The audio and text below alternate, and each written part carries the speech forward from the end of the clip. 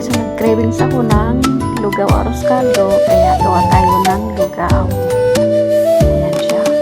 So, nag-isa lang ako dyan ng sibuyas at bawang luya. Ayan.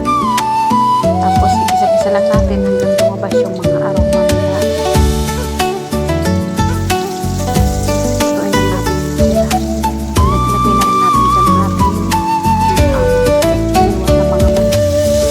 Ako lang naman ang kakain yun. Bali yan na ang pinakalang. Tapos pag-word din ako dyan ng itlog.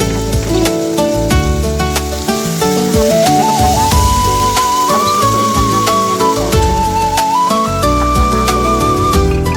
Tapos lagyan natin ng tanglad.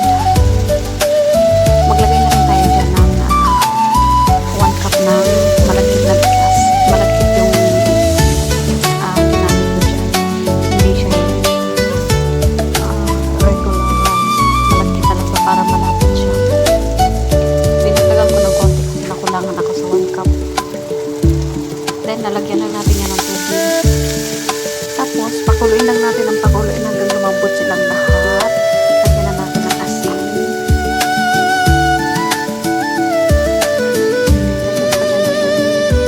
Para hindi siya matuyuan.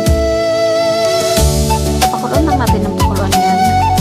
Tapos, ayan na siya. Lagyan natin siya ng pampakulay. Yung ano yan, parang sapro. Parang mahilaw-hilaw siya. Nilagyan ko nga pala yun dyan ng magic sarap. Tapos yan, luto na yan siya dyan. Malapot na yan siya. Ready to eat na dyan. Tapos, diba, malapot na yan. And then, kasi lunch time na dito, so maglalagay na tayo sa ating plato.